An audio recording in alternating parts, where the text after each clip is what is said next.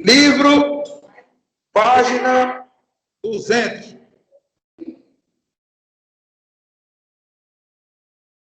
A geração de Roma Antigo. Falamos da primeira geração, que é a geração, tanto na poesia, falei de geração, na última aula, falei da primeira geração da poesia e da prosa. Né? Prosa, a gente vai entender como livro, poesia é o texto mais curto. Falamos da primeira geração, hoje, essa geração que ela tinha o papel de promover um herói nacional. Esse herói passou a ser o índio, porque eles que estavam no Brasil, ele era o único genuinamente brasileiro, o africano. Tinha vindo para cá como escravo, o europeu foi aquele que massacrou o povo brasileiro, então não tinha como transformar nenhum desses dois. Então sobrou apenas um índio, tá? Hoje, gente, nós iremos falar da segunda geração, chamada de mal do século. O mal do nosso século XXI, é a depressão. Estimativas da OMS diz que, em 2050, 25% ou 50% da população vai sofrer desse mal. Então, estamos muito perto. E os números, a cada dia que passa, eles estão avançando. A estimativa era 2050, mas, ao que tudo indica, vai acontecer bem antes. No século XIX, o mal do século, mais precisamente, em 1850, 56, por ali, era a tuberculose.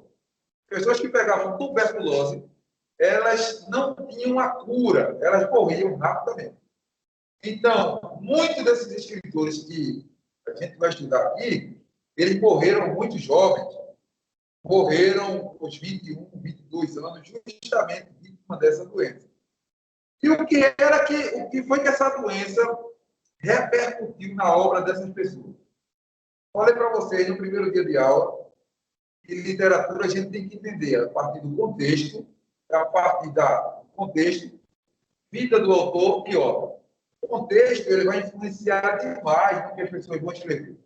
Qual era o contexto do mal do século da tuberculose? As pessoas pegavam, não tinha cura, morria rapidamente. Então, o que era que esses escritores passaram a viver? Já que eu vou morrer, já que eu posso pegar a tuberculose e posso morrer, então eu vou viver a minha vida sem regra. Viver a minha vida sem limite. Tá? Então, essa segunda geração, chamada de mal dos séculos, ou a geração ultra-romântica, ela vai começar a escrever dentro desse contexto. Ela é fortemente baseada em cima de um livro chamado de dois personagens, Lord Byron, Guts, que escreve O Sofrimento dos Jovens Werner. Falei para vocês aqui na primeira aula. O que é que o sofrimento dos jovens Werner vai falar? Vai falar de um amor não correspondido, que no final o jovem acaba se matando. Esse livro na Europa tem uma repercussão tão grande que as pessoas passaram a cometer suicídio após a leitura desse livro. Esse livro ele foi proibido na Europa, ele foi queimado na Europa durante muito tempo. Aí foram perguntar a Goethe por que ele não se matou quando ele escreveu esse livro. Ele disse que criou o livro, criou a personagem para ele mesmo não tirar a sua vida. Então, esse livro foi bastante lido na Europa e influenciou também essa galera aí que vai escrever. Essa geração ultra-normal do século, eles escrevem poemas tão pesados que a minha professora de literatura da faculdade dizia, ela não recomendava que a gente lesse poemas ou livros desses camaradas na sexta-feira para não passar o final de semana todo triste. Tá? É uma geração que vai escrever dentro da melancolia, dentro da tristeza. O amor para ele não tem significado, ou melhor, o amor para essa geração aqui é criado com o único propósito de que haja o sofrimento. Quando ele descreve a mulher, quando ele descreve uma paisagem, o único objetivo dele é sofrer. Sofrer é uma das formas de esses autores fugirem dessa realidade. Tá? Então, nós iremos encontrar o maior de todos, dessa segunda geração, que é Álvares de Azevedo. Álvares de Azevedo ele foi o maior escritor dessa parte, dessa segunda geração romântica, tanto na poesia quanto na prosa.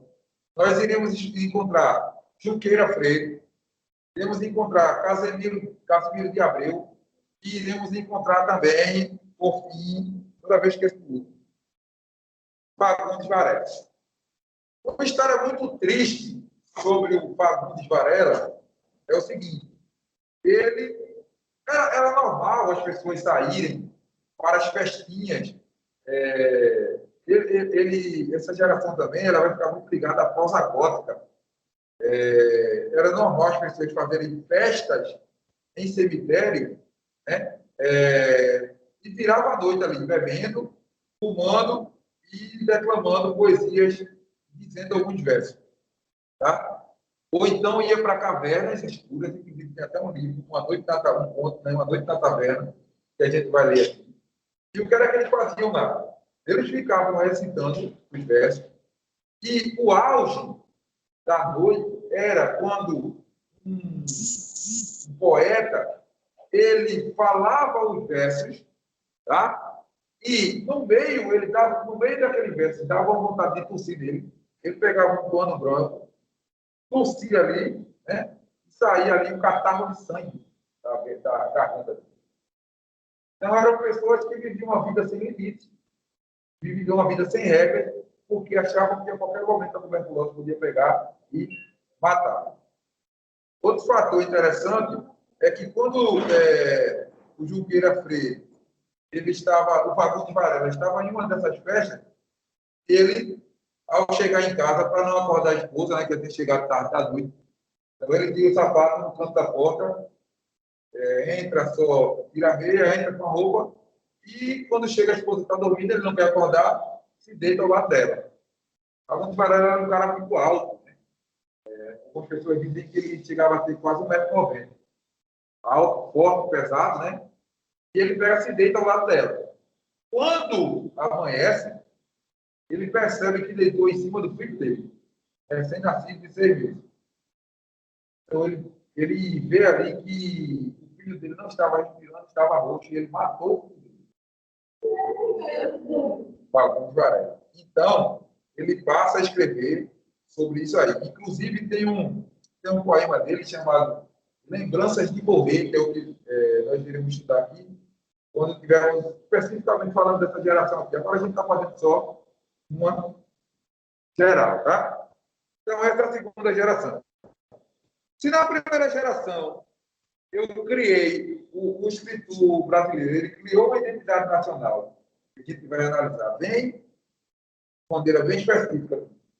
Criou uma identidade nacional. Na segunda geração, ela não se identifica com esses valores da identidade nacional, né? E por conta desse mal do século, eles ficam meio que perdidos. A terceira geração, que é o que a gente chama de geração condoreira, ou geração hugoana, ela vai mostrar a realidade do Brasil. Essa última geração, que a gente chama já da transição, ele vai viver que modificaram para sempre a nossa nação, como, por exemplo, a libertação dos escravos, né? Em 1888. Os escravos são alforriados, né? São livres. Então, essa geração ela vai ter um papel fundamental nisso também. Nós queremos encontrar um poeta baiano chamado Castro Alves, né? Poeta negro, baiano. Ele é conhecido como poeta dos escravos. E ele vai escrever um trecho, um poema chamado Navio Negreiro, que conta a história dos africanos quando saíram de lá para chegar até aqui no Brasil. Então, muita gente acha que quando os africanos, os escravos, né, que saíam de lá da África, saíam tudo, né, sendo como se fosse uma expulsão da CVC, ia trocar de avião, ou num barco 5 estrelas. Não. Mas eram barcos onde eles já colocavam os escravos lá, digamos, eles queriam vender para o Brasil 1.200 escravos. Eles já colocavam 1.350 escravos naquele barco ali. Por que vocês acham que eles colocavam passando? Porque morreria. Porque morria. Eles já contavam com esse excedente, né? Porque iam morrer pessoas ali por diversos fatores, por questão de saúde, questão da alimentação, ficar doente. Uma viagem que dura de lá para cá 3 meses, de barco, na época. Ficando doente, como é que ia fazer? E algumas doenças, como quando elas eram contagiosas demais, o que elas faziam? Por exemplo, fosse uma doença como uma gripe pesada, não tivesse cura. Então, o escravo era sacrificado. Ele era morto e depois enrolado num pano e jogado ali no mar com a bola de ferro no pé. Então, o Castro Alves ele vai contar tudo isso no livro, no poema chamado Navio Negreiro. Tá? Essa última geração, que tem também Gonçalves de Magalhães. Não, cadê? Não, o principal vai ser Castro Alves. Essa última geração aí, ela vai mostrar mais a realidade do Brasil. Já vai abrir espaço para outra escola, que é o realismo. Essa última geração já vai mostrar as nossas feridas, tá? Resumo dessa parte do romantismo aqui no Brasil. Eu queria iniciar com vocês hoje falando do maior poeta brasileiro da primeira geração romântica. Quem tiver no livro, está na página 200 aí que eu estou falando. Quem é esse camarada? Gonçalves Dias, o gênio, né? Um dos maiores escritores brasileiros de todos os tempos. Junto com Machado de Assis, na minha opinião, estão os maiores, né? Gonçalves Dias ele já inicia um projeto de quê? De cultura brasileira. Lembrando que o Brasil ele era dividido em duas partes. Ele é dividido historicamente em duas partes, né? De maneira mais grossa. O Brasil colônia e o Brasil república. No Brasil república, que a proclamação da república, vocês sabem, dia 15 de novembro de 1889, nessa proclamação da república surge um novo Brasil, inclusive nas artes, inclusive na literatura, né? Então, Gonçalves Dias, ele vai escrever o poema Canção do Exílio, que está aqui, deixa eu ver onde é que está aqui, na página 189, que diz assim: minha terra tem palmeiras onde canta o sabiá. As aves que aqui gorjeiam, não gorjeiam como lá. Nosso céu, presta atenção, nosso céu tem mais estrelas, nossas várzeas têm mais flores, nossos bosques têm mais vidas, nossas vidas mais amores. Lembrou de alguma coisa? Já ouviu isso em algum lugar? Se você já assistiu, exatamente, Renata. Se você já assistiu a uma partida de futebol aqui em Pernambuco, ou se você já assistiu a qualquer jogo da seleção brasileira, de vôlei, de basquete, futebol, futsal, você já escutou isso aqui. Aqui está uma parte, um trecho do hino nacional brasileiro. Veja, quando Duque Estrada foi lá fazer o hino brasileiro, ele pegou um trecho de Machado de Gonçalves Dias e colocou no hino nacional. Vejam a importância desse poema. Em cismar sozinho à noite, mais prazer encontro eu lá. Minha terra tem palmeiras onde canta o sabiá. Minha terra tem primores que tais não encontro eu cá. Em cismar sozinho à noite, mais prazer encontro eu lá. Minha terra tem palmeiras onde canta o sabiá. Vamos entender o que é que esse sabiá está cantando aqui. Se você prestar atenção aí, o tema, o título do poema é Canção do Exílio. O que é exílio? O que é ser exilado? Alguém poderia me dizer? Preparar a sociedade. Carol, o que é ser exilado? período militar aqui no Brasil, né, onde os militares assumiram o poder, muita gente foi exilada aqui no Brasil. Na verdade, exilado é quando você está fora do Brasil, né? Ou por pressão ou por escolha. Então, Gonçalves Dias, ele estava exilado em Portugal, porque ele foi, Júlio Alex, estudar. Ele foi estudar e ficou lá. Então, quando ele diz assim, ó, minha terra, ele está falando do Brasil, né? E se você olhar nesse poema aí, ele diz assim, minha terra tem palmeiras onde canta o sabiá. Esse sabiá ele vai estar em letra maiúscula, porque sabiá está falando dele mesmo, né? Então, ele foi para lá, para Portugal, estudar, só que ele não conseguiu, ele morria de saudade do Brasil, né? Então, essa primeira geração do romantismo que vai exaltar a pátria brasileira, né? Ele vai falar de tudo aquilo de bom que tem no Brasil, né? Vejam, nosso céu tem mais estrelas, né? Por que o nosso céu tem mais estrelas, uma vez que o céu é igual em tudo que é canto, né? Dependendo da posição geográfica, uma noite pode ser mais estrelada do que a outra, né?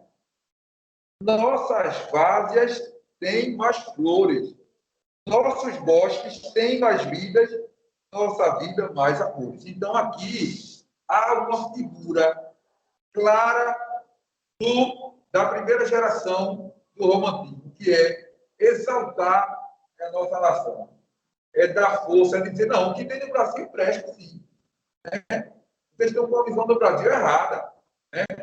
O que tem lá é muito melhor do que o que tem cá, né? Perceba que ele diz, ele está em Portugal, Aí ele diz assim, as aves que aqui gojeiam, aqui onde ele está em Portugal, não gojeiam como lá. Ou seja, os passarinhos que tem lá no Brasil é melhor do que o nosso, aqui de Portugal. Então, ele faz essa troca de cá e lá, e toda vez que ele diz aqui, ó, por exemplo, nessa frase aqui, em cismar sozinho à noite, mais prazer encontro eu lá. Lá é onde? Lá é onde que ele está falando? Brasil. Ele não está em Portugal? Em cismar sozinho à noite, mais prazer encontro eu lá.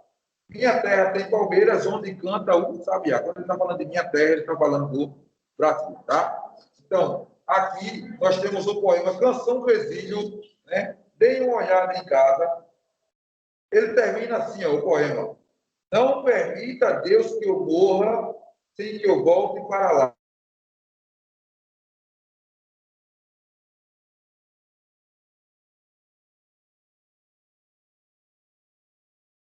Sem que ainda vistes palmeiras onde canta o sabiá. Beleza?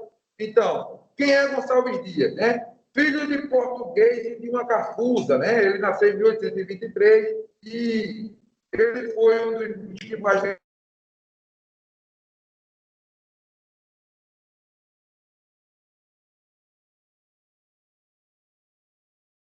ele vai escrever a literatura épica. O que é a literatura épica?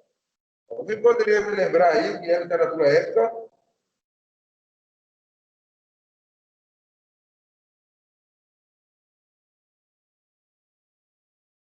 É a qual, professor? Literatura épica.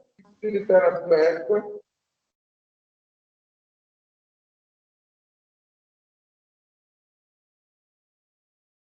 Ninguém não? Então deixa eu dar a vocês. Ó, na produção épica de Gonçalves Dias, destacam-se dois poemas, Tijuca Pirama e os Imbiras. Né?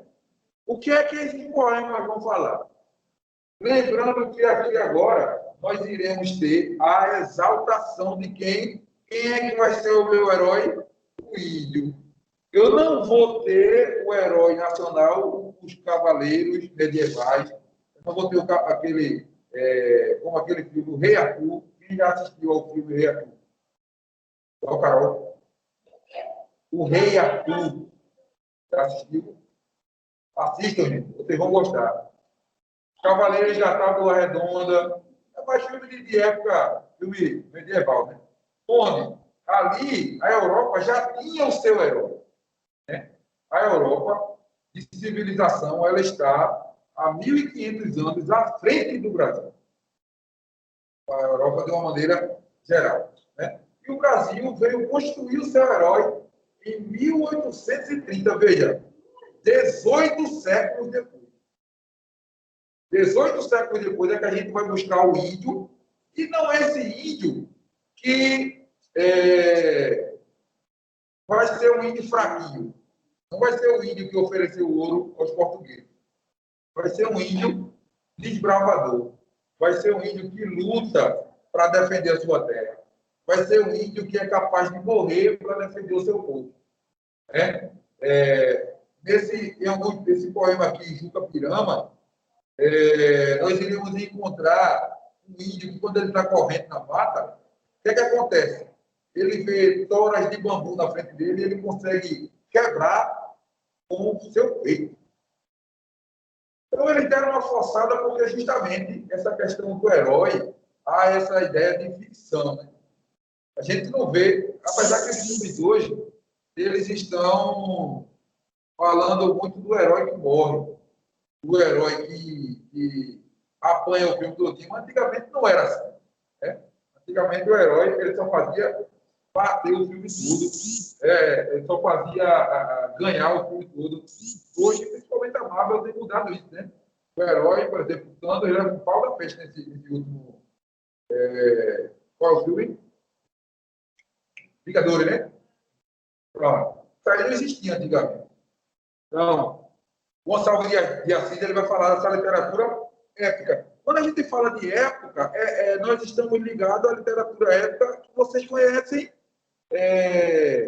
como, por exemplo, a Odisseia, a Ilíada, que vai falar dos grandes feitos de uma nação em guerra.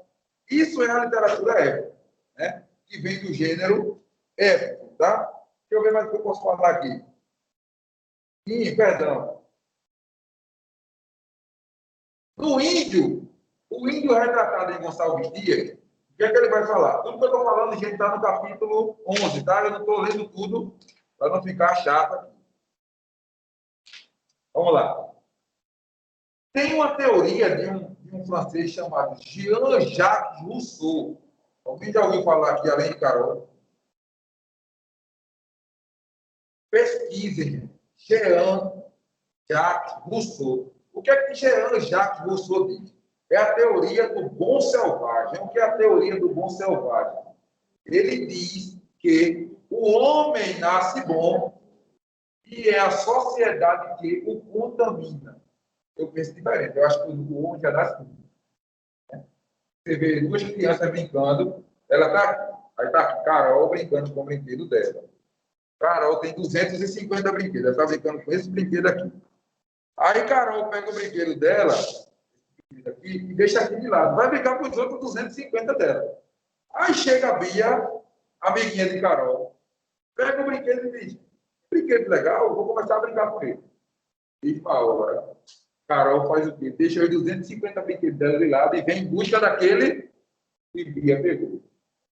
Eu acredito que o homem já nasce mal. Mas Jean-Jacques Rousseau diz o seguinte: o homem nasce bom e é o meio que o contamina. Então, Gonçalves Dias vai se basear nisso. Tá?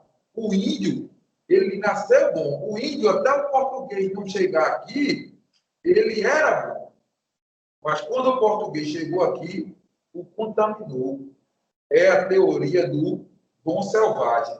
Então, essa teoria é que vai embasar as obras de Gonçalves Dias. Lembrando que o romantismo começa com Gonçalves de Magalhães. Mas Gonçalves de Magalhães ele não tem tanta importância quanto tem Gonçalves Dias. Gonçalves Dias foi o maior dessa primeira geração. Né? Tem um poema aqui que eu falei para vocês, de Gonçalves Dias.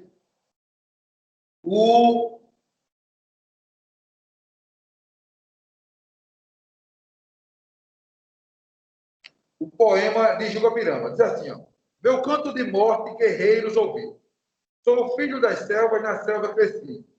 Guerreiros descendo da tribo do Tupi. Vejam que já há aqui uma associação do índio com a guerra. Tá? Está falando disso aqui. Da tribo pujante que agora anda errante, forfado e constante, guerreiro nasci. Sou bravo, sou forte, sou filho do norte. Meu canto de morte, guerreiros ouvi. Já vi cruas brigas, de tribos. Já vi cruas brigas de tribos amigas, e as duras fadigas da guerra provei. Nas ondas, mendace, senti pelas faces, os silvos fugaces do vento chamei. Andei longe terras, lidei cruas guerras, vaguei pelas terras dos vi das moréis. A moré daqui é um povo que era inimigo do índio que está falando no texto, tá? Vi lutas de bravos, de fortes escravos, de estranhos ignados calçados aos pés. Vi os campos talados, e os arcos quebrados, e as piagas contadas, já sem maracás, e os meigos cantores servindo a Senhor. E vinham traidores com mostras de paz. Ao velho coitado, de penas raladas, já segue quebrado, que resta? Morrer. Enquanto descreve o giro tão breve da vida que deve deixar de viver. Aos golpes do amigo, meu último amigo, sem lar, sem abrigo, caiu junto a mim. Esse aqui ele está falando de um índio que, quando ele estava na guerra lá com ele, né, eles estavam guerreando, o índio caiu, tombou, morreu ao lado dele. Tá? Com plácido rosto, sereno e composto, o acervo de gosto, comigo sofri. Meu pai ao meu lado, já cego e quebrado, de penas ralado, firmava-se a mim. Nós ambos, mesquinhos, por envios caminhos, cobertos de espinho, chegamos aqui. Veja, para a gente chegar aqui, a gente passou por serra, a gente passou por guerra, a gente passou por espinho, a gente teve guerreiro que morreu no meio do caminho. Então, essa é a visão do índio de Gonçalves Dias, tá? O velho, no entanto, sofrendo já tanto, de fome e quebranto, só queria morrer. Não mais me contenho, nas matas me embrenho, das flechas que tenho, me quero valer. Então, forasteiro, caí prisioneiro de um tosso guerreiro, com quem me encontrei. O crudo é sossego do pai fraco e cego, enquanto não chego, qual seja dizer.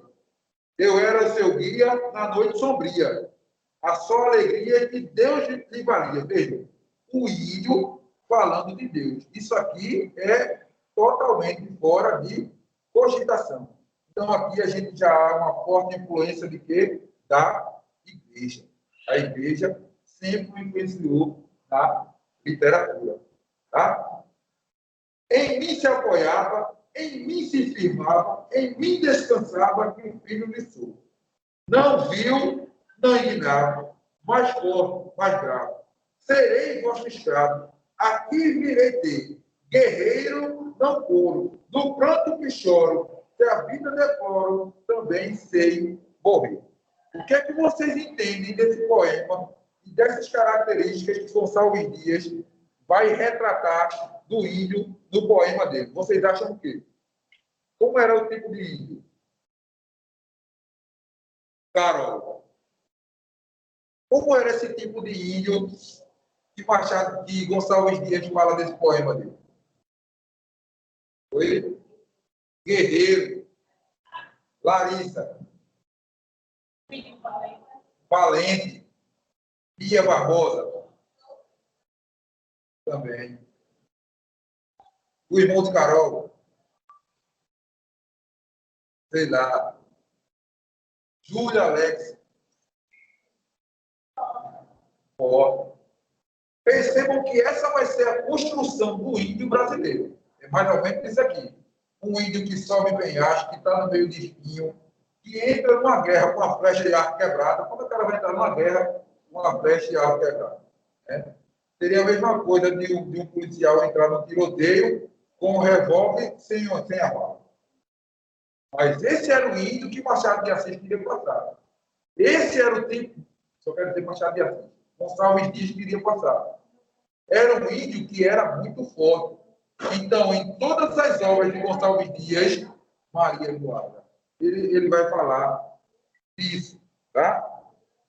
E quando vem para a Índia, o que é que vai acontecer? Se o índio é forte, bravador, corajoso, a Índia vai ser a figura do engano, vai ser aquela que vai ser enganada, porque a Índia representa a inocência do Brasil. A Índia representa a inocência do brasileiro. Quando o colonizador chegou aqui, se trocou, levou o nosso ouro, nossa prata, nossas riquezas, e em troca disso nós ganhamos o direito de fazer piada com português. Piada de português. Na verdade, os portugueses, eles não merecem ser motivo de chacota, né?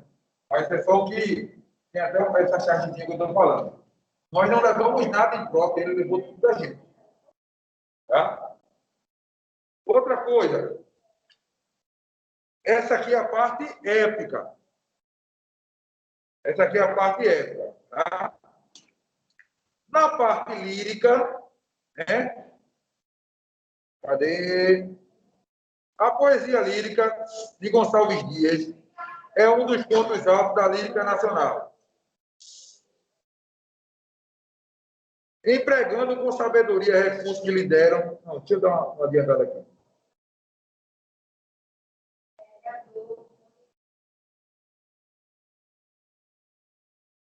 Pronto, ó.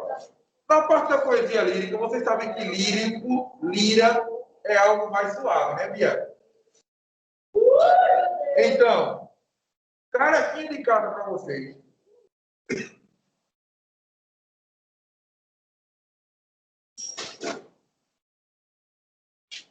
Vocês vão fazer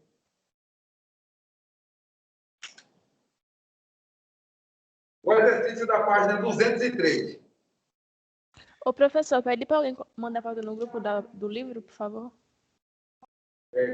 Por gentileza, quem tem foto do livro, manda a página 203, que é a do exercício, e manda a 202, que é o texto 202 e 203.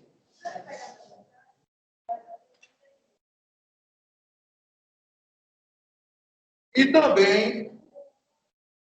também, você vai ler o texto da página 204, que é aqui, ó, leito de folhas verdes, e vai fazer uma explicação desse texto. Tá? Quais são os dois, para fechar a aula? Maria Eduarda valendo 15 mil pontos. Quais são os dois autores principais da primeira geração do romantismo?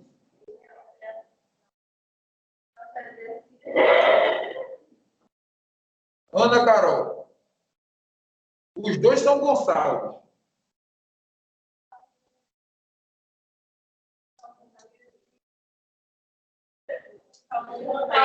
Gonçalves Dias e Gonçalves de Magalhães. Quem foi que inaugurou o romantismo da primeira geração indianista? Quem foi? Gonçalves Dias ou de Magalhães? Qual foi o poema?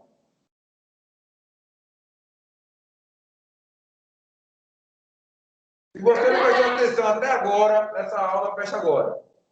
O romantismo foi inaugurado no Brasil em 1836, com Gonçalves de Magalhães, com o poema Suspiros, Poetas e Saudades. Tá? Só que quem tem mais importância nessa primeira parte do romantismo é Gonçalves Dias, que escreveu, dentre todos os poemas, Canção do Exílio, que Canção do Exílio é tão importante que a parte desse poema ela está dentro do hino nacional brasileiro. Tá? Então, Gonçalves de Magalhães inicia o romantismo com Suspiro, Poeta e Saudade.